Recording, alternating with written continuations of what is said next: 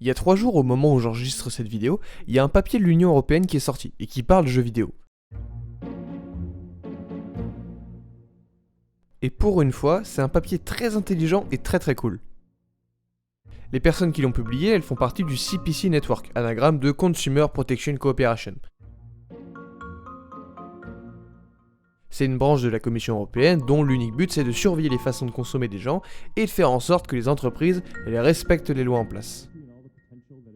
Le problème c'est que ces façons de consommer elles évoluent très vite, de plus en plus vite. À une époque où je peux acheter une voiture depuis chez moi, ça peut être difficile de faire respecter des lois qui se font vieilles avec le temps. Donc c'est pour ça que la CPC est là, ils surveillent. Ils ne modifient pas les lois mais ils peuvent parfois les clarifier pour des domaines spécifiques. Ensuite, si ces lois sont mal ou juste pas appliquées, alors ils vont vite venir taper sur les fautifs pour les forcer à changer. Tenez, pour vous donner des exemples, sur leur site, ils ont mis, on dirait vraiment une liste de success team. Ils ont mis tout ce qu'ils ont fait récemment. Faire en sorte que Booking.com change la façon dont il présente ses prix, que Airbnb soit également beaucoup plus clair sur ses moyens de facturation. Il y a aussi le fait de rendre les conditions de service plus claires à lire et à comprendre pour Facebook, Google et Twitter.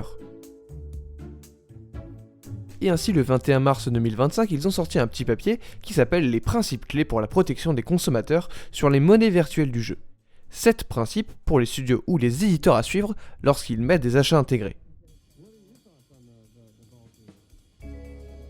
Numéro 1. Tous les prix doivent être clairement indiqués. Une des techniques utilisées par les studios pour vous faire dépenser de l'argent plus facilement, c'est qu'au lieu de vous faire acheter un objet en argent réel, vous l'achetez avec une monnaie spéciale qui elle s'achète avec du véritable liquide. Ça met une barrière entre votre achat et votre véritable consommation et ça minimise le résultat. Le premier principe met donc en garde contre ça. Si le jeu vous propose d'acheter un item avec une monnaie qui peut valoir de l'argent réel, alors il faut que l'équivalent en argent réel soit tout aussi lisible. Si c'est le premier, c'est parce que c'est le plus important, parce qu'il met fin à la barrière psychologique que j'ai évoquée. Et cette barrière, le deuxième principe va beaucoup insister dessus. Numéro 2, la pratique d'obscurcir les véritables prix de certains objets en passant par des monnaies intermédiaires ne devrait pas être utilisée. Là où le premier principe il demande de montrer combien vaut cet item en argent réel, le deuxième lui il demande directement d'enlever l'intermédiaire et de faire payer en argent réel. Ça permet aux consommateurs de comprendre beaucoup mieux le véritable prix et surtout ça empêche un autre problème que le troisième principe souhaite résoudre. Numéro 3, ne pas forcer l'achat inutile de ces monnaies virtuelles. Imaginons que j'ai très envie d'une épée, mais elle me coûte 150 gemmes. J'en ai actuellement 37. Le jeu me propose plusieurs options d'achat pour recharger ma réserve. Regardez 3 secondes et dites-moi où est le problème. Ma seule option, c'est de prendre celle à 1400 gemmes, parce que même avec celle de 660, j'en aurais pas assez. Donc le jeu cherche à me faire dépenser 20 balles au lieu de 10, et en plus j'en ai pas besoin d'autant. Il a doublé son prix d'un seul coup, et j'ai pas le choix. Le principe 3, donc, il veut dégager ça. Il demande à proposer une seule et unique option, simplement d'acheter le nombre de gemmes demandé pour passer de 37 à 750, et c'est tout. Les principes 4, 5 et 6, ils se concentrent surtout sur les conditions d'utilisation et le fait que le joueur devrait pouvoir très vite sortir d'un système d'abonnement, savoir ce qu'il achète lorsqu'il l'achète et pas après, et que les explications, elles soient claires et elles soient précises. Le principe qui m'intéresse le plus, c'est le dernier, le numéro 7. Le game design et le gameplay doivent tenir compte et respecter les vulnérabilités des consommateurs. C'est leur paragraphe le plus long et le plus détaillé des pratiques à faire et à ne pas faire.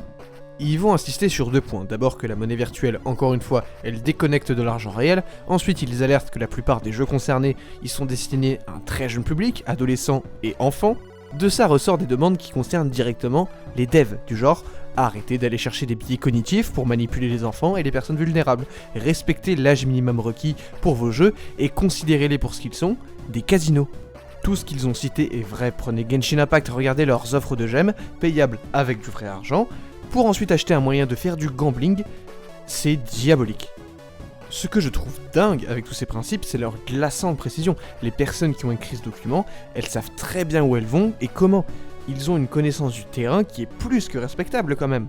Ils veulent clairement que ça devienne des lignes de conduite à respecter autant qu'une loi, voire que ça devienne une loi.